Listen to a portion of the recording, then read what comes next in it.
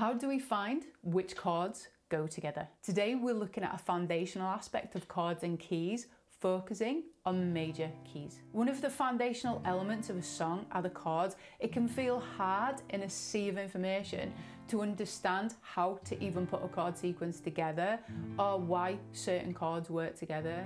It can feel like in the early days of learning guitar that there's an endless number of chords, but once you start to see the patterns, it becomes a lot easier to make sense of. There are certain chord combinations that have been used time and time again across many genres of music. Today, we're going to dip our toes in and look at how we find which chords work together. Number one, learn the chords in a key. Chords and keys are the fundamental building blocks of music. Music's grouped into keys. There are certain chords within a key, and chords in the same key work together.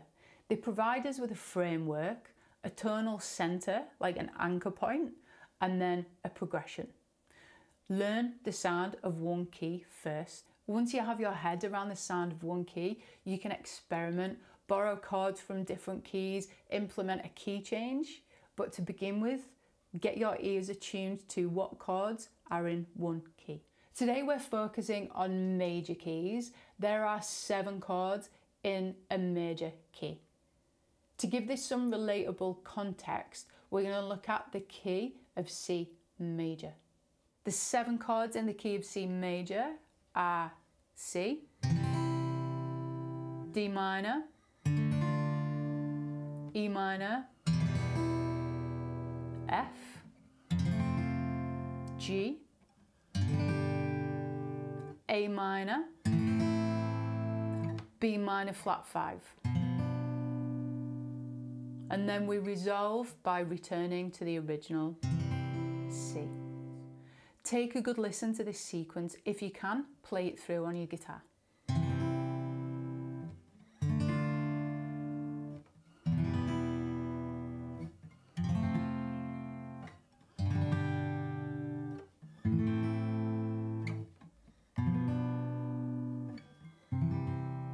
If you're interested in why these are the chords in C major, I'll be doing a theory deep dive video in the coming weeks.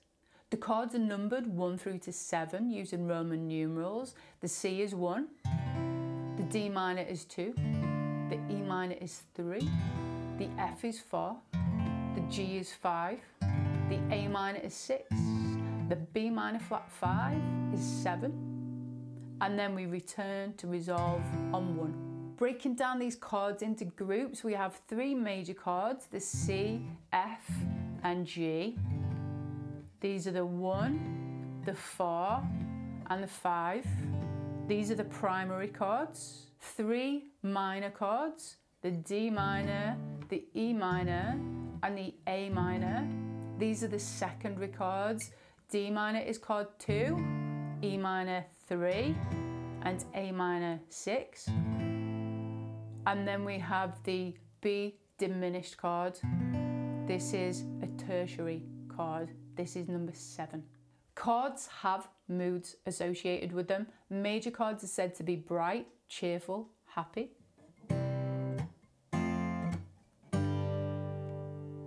Minor chords to be somber, sad, melancholic.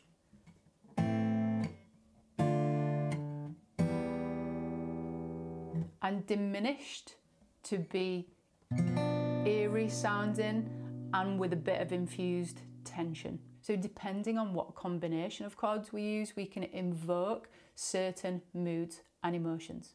If you stick to these 7 chords to create a chord sequence, you can't go wrong. Though you will notice that certain chords are put next to each other more often than others. So let's take a look at some well-known songs that use chord sequences in the key of C. Typically, a chord progression will start on the 1 chord, not every single time, but it's extremely common. So the one for us right now is the C chord. There are commonly 3 or 4 chords in a song. Again, not always, but very, very common. Here are 5 song examples in the key of C and their chord sequences. I am making a point of highlighting the Roman numerals, the number sequence, because once you understand the relationship between a 1 and a 5, or a 1 and a 4, or a 1 and a 6, for example, you can then take that information and apply that to a different key. The first one is No Woman, No Cry by Bob Marley. The chords we have here are C, G, A minor, F, C, G, C. So the chord sequence for that are 1, 5, 6, 4, 1, 5, 1.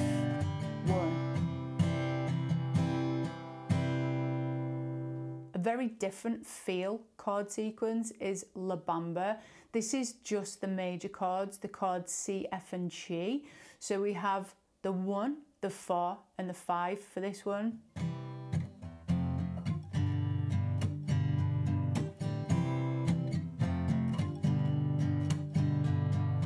Moving on, we have Hallelujah. C, A minor, F, G. They're the 4 chords in the sequence.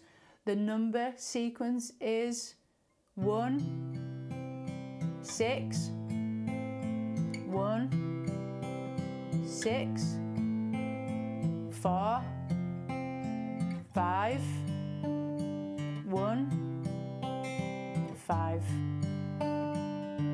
Next we look at Love Yourself by Justin Bieber. We have a C, G, A minor, D minor, C, G.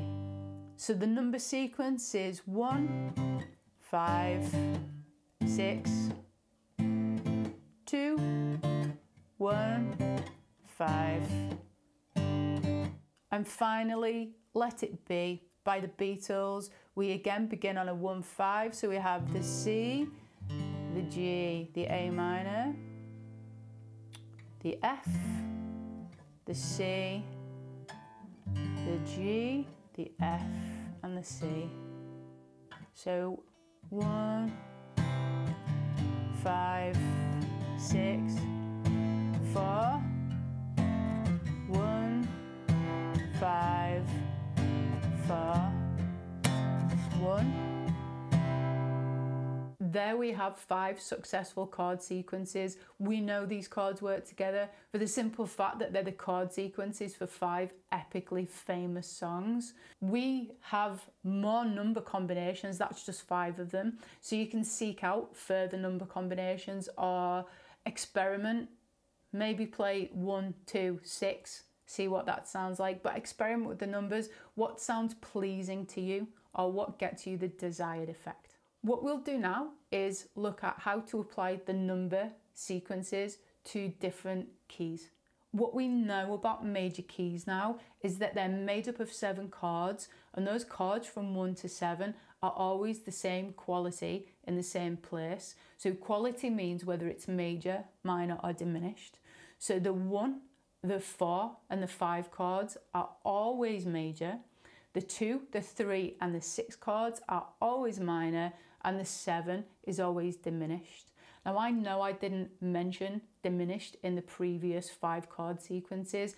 This is not as common in contemporary music. It does occur, but it's not as common. So this is something we're going to focus on in a future lesson. So applying the major chord sequences to different keys. 3 ways you can find out which chords are in different keys, from quickest to slowest. The quickest, if you have no experience of music theory, is our friendly search engine. If I search chords in the key of G, I will be shown 7 chords, and do make sure you cross-check this for accuracy. But the 7 chords will be G, A minor, B minor, C, D, E minor, and F sharp minor flat 5. The second way is learn the circle of fifths. It's a circular diagram with chord and key signature information on this. It will show you how to work those as a quick reference point diagram.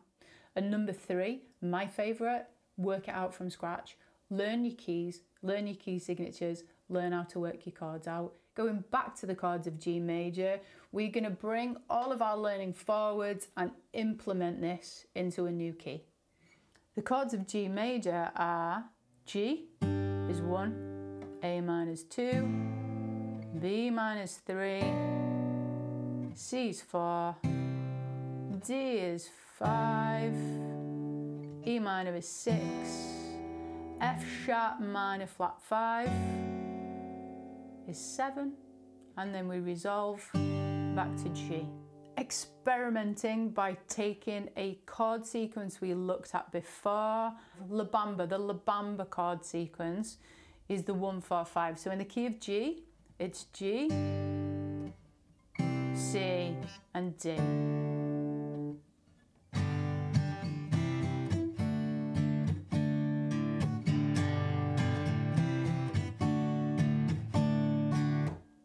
That chord relationship is the same relationship as it is with the chords in the key of C. So C, F and G, which is the original key of La Bamba. If I change this into the key of G and play the 1, 4, 5 and G, it gives us the same effect. It's just in a different key, which means we can take any chord sequence and transpose it into a different key, knowing what effect we're going to get depending on what chord sequence we put together. This is all about cross-referencing to understand which chords work together and why. We can do this by looking at songs we've already learned or songs we like, because we know the chord progression is one that works. In this lesson, I talk you through the foundation of triads, show you 6 places you can play major and minor triads around the neck with an injection of music theory. I'll see you next time.